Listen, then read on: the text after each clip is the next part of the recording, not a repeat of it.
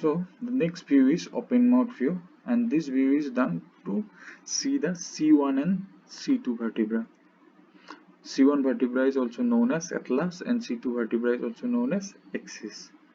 So for this view, we have to do it in the Xray table. So in the Xray table, we will use Xray bucky and grid. So the patient's midline should be aligned with the Xray table's midline because we are using bucky, and the centrally will be at the midpoint of the mouth. So here you can see the radiograph of open mouth view, and in this you can see this one is the atlas and this one is axis, and this one is the odontoid process of axis. So for trauma patients, generally this odontoid process got fractured, it is tend to fracture. So that's why to evaluate this odontoid process you have to do this open mouth view. Okay, you can see the teeth here,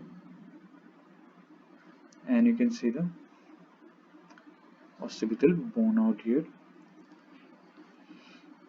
and you can see some part of mandible also.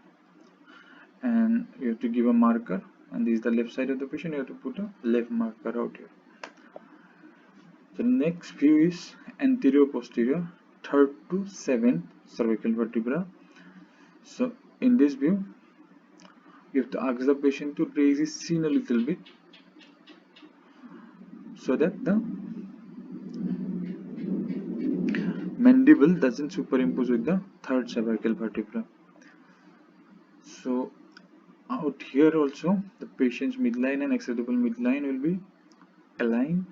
We have to use Xray bucky out here again, and the central will be on the epiglottis. So this is the radiograph of 3rd to 7th cervical vertebra AP view. So you can differentiate cervical from thoracic vertebra by seeing the ribs. This one is the first rib, and it will come out from the first thoracic vertebra. So here you can see first thoracic vertebra. That means this one is C7, C6, C5, C4, C3. Okay. You can see a hyperintensity, a hypointensity out here, and this is trachea, and in between the trachea you can see little bit hyperintense dots. Those are the spinous process of the cervical vertebra.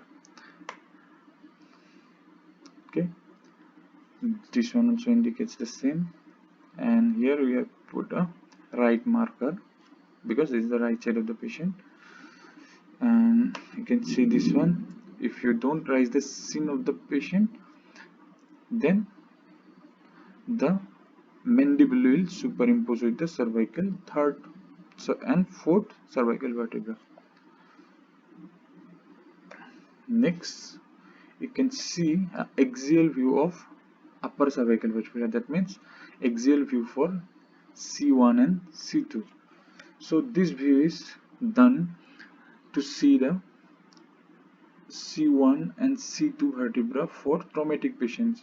Means if the patient cannot open his mouth and cannot remain open his mouth, means for some trauma patients there may be some injuries in the mandible or anywhere, and the patient may not be able to open his mouth.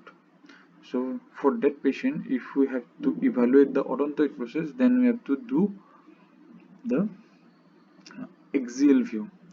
So in this view, what we will do, we will angulate the tube a little bit.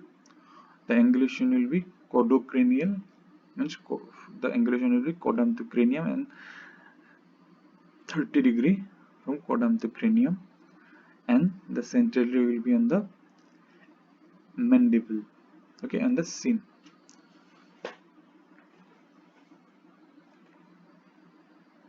So next view is lateral flexion and extension.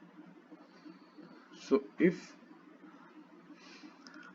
the physicist wants to evaluate the neck muscle and wants to evaluate the mobility and stability of the cervical vertebrae and wants to evaluate the intervertebral disc space, then he may advise for a flexion extension view.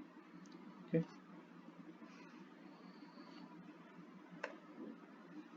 this one is flexion, this one is extension.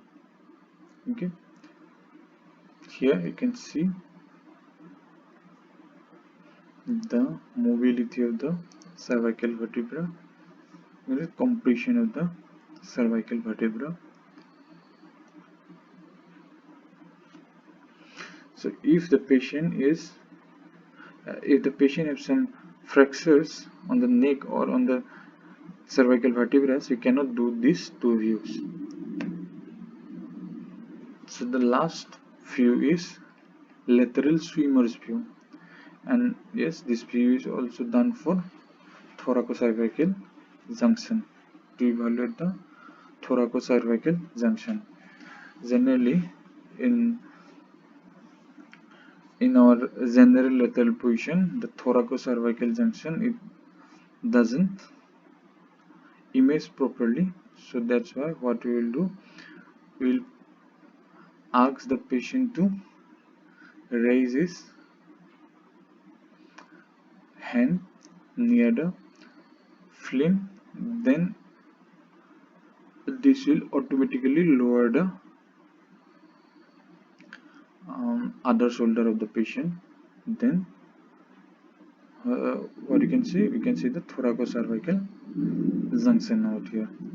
So for those patients, means if we are doing a lateral view for the supine patient where we cannot give any weight to the patient, we have to ask the patient to do this swimmer's view to evaluate the thoracocervical junction. That's it. Thank you.